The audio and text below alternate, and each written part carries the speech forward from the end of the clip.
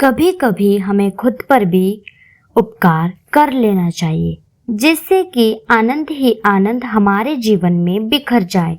तो वो कैसे बिखरेगा, आइए जानते हैं इस साखी में। तो प्यार से कहना धन्य निरंकार जी। स्वागत है आपका आपके ही अपने YouTube चैनल पर। मैं फिर से हाजिर हुई हूँ एक नई साखी के साथ। तो आओ चलो जानते हैं इस साखी में कि स्वयं पर उपकार किस प्रकार किया जाता है।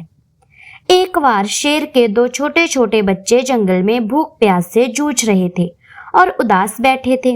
इतने में एक बकरी आई। उसे बच्चों पर दया आई और करुणा भाव से उसने शेर के बच्चों को अपना दूध पिला दिया और उनके साथ आराम करने बैठ गई। इतने में शेर और शेरनी आ गए और बकरी को देखकर वे बहुत ही क्रोधित होकर हमला करने ही वाले थे। तभी शेर के बच्चे ने बताया कि आप इन्हें मारो नहीं, इस बकरी ने अपना दूध पिलाकर हमारी भूख और प्यास को तृप्त किया है। इस पर शेर ने बकरी को अपना मित्र बना लिया।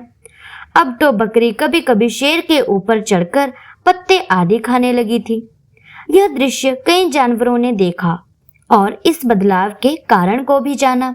अब इसे प्रभावित होकर एक बार एक बाज ने चूहे के दो बच्चों को दलदल में फंसा देखा। उनको बाहर निकाला, साफ किया और क्योंकि ठंड बहुत थी तो उसने चूहे के बच्चों को अपने पंखों में दबाकर गर्मी दी। अब बाज ने सोचा कि अब तो मुझे चलना चाहिए। जैसे ही वह बाज उड़ने लगा, वह उड़ नहीं पाया क्योंकि चूहों ने बाज के पंखों को कुतर दिया था। सत्संगत जी, नेकी करना, दया करना, उपकार करना, सहायता करना अच्छी बात है, परंतु यह सब करने से पहले यह अवश्य देख लें कि क्या वह इसके लायक है भी या नहीं। कहीं ऐसा ना हो कि उपकार और दया करने के बाद पता चले कि अब वह स्वयं ही दया का पात्र बन गया है। जैसे बाज ने सोचा कि मुझे उपकार करने के बाद क्या मिला। बकरी ने उसे समझाया कि नेकी करो, उपकार करो, लेकिन यह जान लो कि क्या वह उसका पात्र भी है कि नहीं। बहादुर कभी भी आपके उपकार को नहीं भूलेगा और वह मौका भी ढूंढेगा कि वह आपके कुछ काम आ सके, परंतु किसी कायर पर किया उपकार हमेशा व्यर्थ ही जाएगा।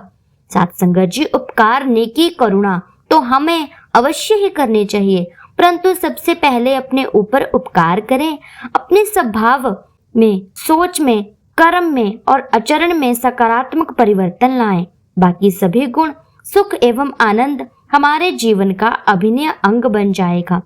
हमारे श्री सतगुरु बाबा हरदेव सिंह जी महाराज ने हमेशा मानवता के प्रति करुणा, दया को ध्यान में रखते हुए अपना सारा जीवन प्रेम में होकर मानवता पर उपकार किया, जिनका हम यह उपकार जीवन पर्यंत भूल नहीं सकते, परंतु उनके सिखाए प्रेममय संदेश से मानवता में अपना योगदान अवश्य दें, जिससे हमारे जीवन में आनंद ही आनंद का अवतरण होगा।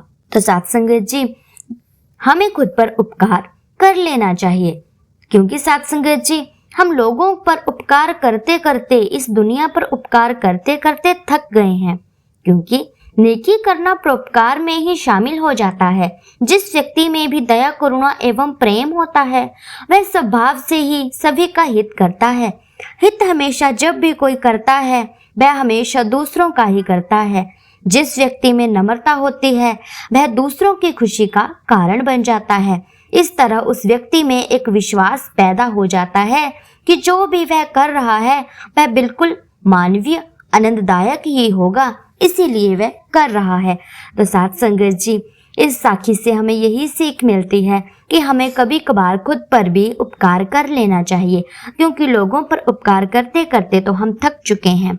और सत्संगत जी, सबसे मेन बात, उपकार हमें उस पर ही करना चाहिए जो कि इस उपकार का हकदार हो, जिसे कि वाकई ही इसकी मदद मिलनी चाहिए। तो सत्संगत जी, दासी की साखी अच्छी लगी हो तो वीडियो को प्यारा सा कमेंट और लाइक ज़रूर कर दीजिएगा।